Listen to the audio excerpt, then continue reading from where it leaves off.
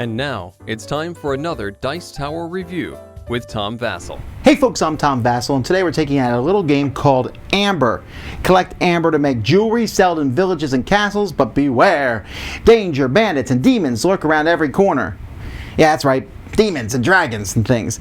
This is a game that has a medieval kind of look to it, and what you're doing in this game is you're collecting amber and selling it, and the game essentially has you pushing your luck. You want to take a certain number of actions per turn. You'll turn over cards from the deck, but don't turn over too many bad cards. Here's how it plays.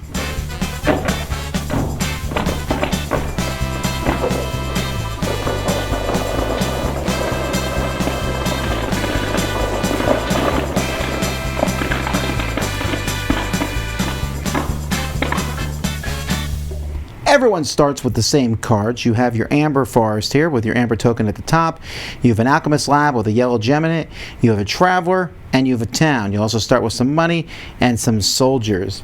On a player's turn, they're going to turn over the top card of the deck. They're going to start a journey. This is one day of the journey. It's going to give them one action. You can keep drawing cards, but lo and behold, I just drew a danger card. This guy will steal a red gem. I don't have a red gem, so he'll steal this yellow gem, but I could pay a sword to stop him from doing so. Now I draw another card. That's my third action, my fourth action, my fifth action, another one. I can pay a sword to stop these, or I'm required to draw another card, so I'll take the other card. I'm now at 6. 6 is the max, but I could draw a 7th. Oh, I drew 3 danger cards. I'm busted. I get nothing. That's terrible. Here's the thing. I could have stopped at 6. Now I'm going to get 6 actions. So what can you do as an action? Well, your alchemy can produce, and you'll see here, if my amber is at the top here, I'll produce 1 yellow. So maybe I'll say I'll take 2 actions and produce 2 of these. I can also, for an action, move these gems to town. This guy can move 3 yellows or 1 blue over here. The town can hold 3. So then maybe I'll say, okay, that was 1, 2, 3, 4, 5, 6. Those are my actions.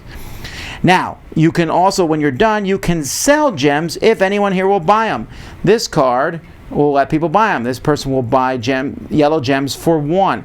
So I could sell all 3 of these and take 3 coins.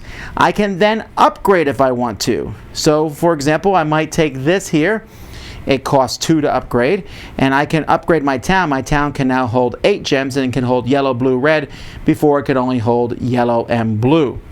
Instead of, you can only upgrade one thing, I could also upgrade my amber production, so I could pay 2 to move it to here. And when I use my alchemy lab here, when it's up to 2, every time I use that action, I'll get 2 yellows. Once it's at the last one, I can get 3 yellows or 1 blue. And so there are other cards that will show up. There's a town here that's a little cheaper to upgrade to. It can only hold 6. This guy can move over more gems than everybody else can. There's more bad guys and things in here. This alchemy lab works better, giving me 2 every action, or if I use all 3, it will give me a red. Once this deck is completely gone through, you'll shuffle more cards into the deck. Wrong pile. You'll shuffle more cards into the deck with some better cards and some better sales from people who are buying things, but also some more bad cards. Also, if you push your luck to the 5th day, then this serpent will chase you. And unless someone else also does 5 days, you'll start with this on your next turn, which means you start with 1 black card, which is going to make it harder for you to go. In the second round, the demon also chases whoever has the most money, so you could have both of them and start with 2 black cards, 2 danger cards when you start out. If you draw a 6 card, you will get one of these event cards. These event cards can be played to do various things. This one just gives you extra money. Sometimes they let you change gems for other gems, and so on and so forth. And you can use these at the proper time. And if you do all 7 cards on your turn successfully, you also get to draw another sword. So that's pretty much how the rounds work. You're just going to go through until you've gone through the deck twice, and then whoever has the most money is going to be the winner of the game.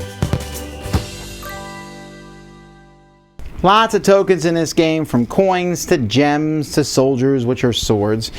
The thing about the game is that you have these cards here, and I don't really care one way or the other about this old medieval style art. That's fine. It has kind of a certain flair to it, but you are going to have to memorize what the cards do. It's not that hard. Like, for example, this guy here lets you look at the next card. He's actually not a bad negative card to get, because you can look at the next card and put it back.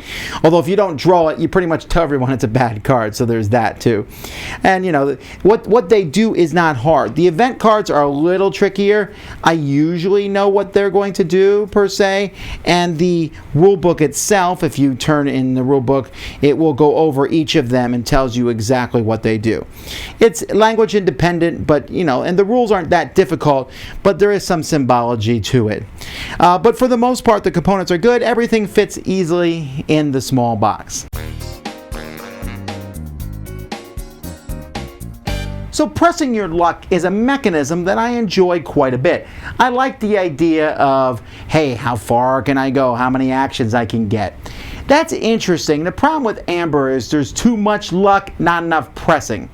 If you draw 3 black cards in a row, danger cards in a row, that's very possible.